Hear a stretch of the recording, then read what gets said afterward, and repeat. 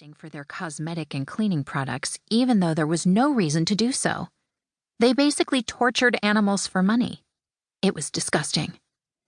Thea hated Anthony and everything he stood for. "Look at his stupid, smug face," she hissed. "Shh." Nicole turned up the volume on the live stream, obviously not caring if they got caught. Such was the lure of the handsome and rich Anthony Bertram.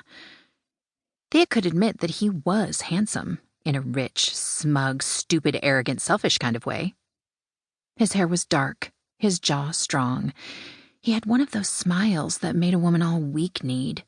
He clearly worked out, his suits fitting him perfectly, emphasizing his muscular shoulders and wide chest. He wasn't bulky, though, but tall and fit. At the moment, he wore a dark gray suit with a blue tie. His cufflinks winked in the light of the news studio. They probably cost more than Thea's annual salary. "How has the company dealt with the social media controversy?" the news anchor asked Anthony. Thea barely restrained a snort when the perky and busty anchor licked her bottom lip and she asked Anthony the question. "These things come and go," said Anthony without any change of expression.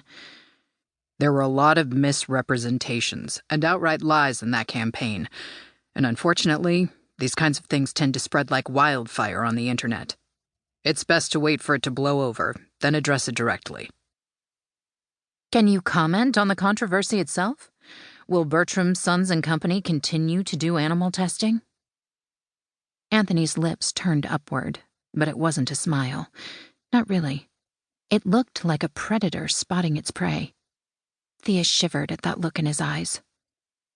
"I can't comment on that," he said.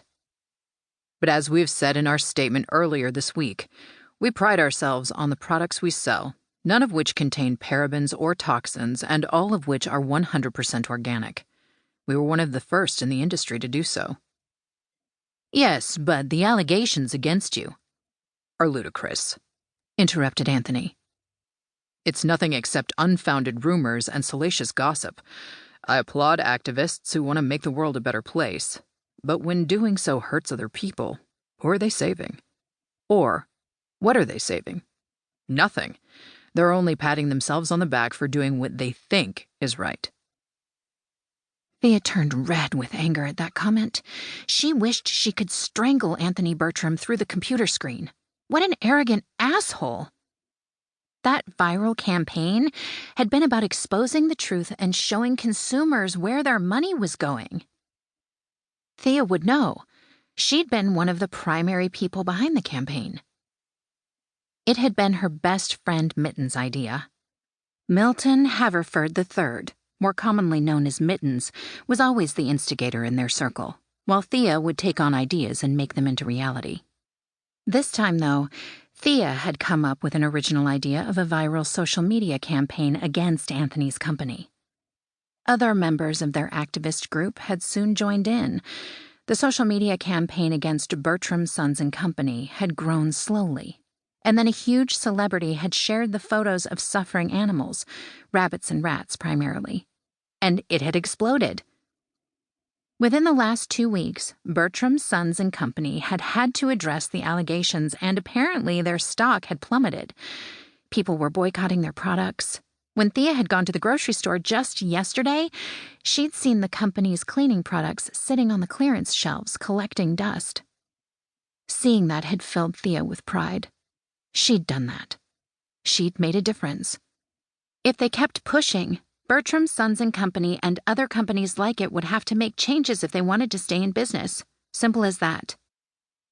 The news anchor began asking other questions unrelated to the controversy, and Anthony looked bored. He checked his watch at one point. You'd think after everything that happened he'd at least attempt to be apologetic, thought Thea. God, he's hot, Nicole repeated. She sighed dreamily. He's a terrible person, countered Thea. We're all terrible people at the end of the day. Nicole rolled her eyes. Besides, he's rich. Don't tell me you wouldn't ride that train to Pound Town if given half a chance.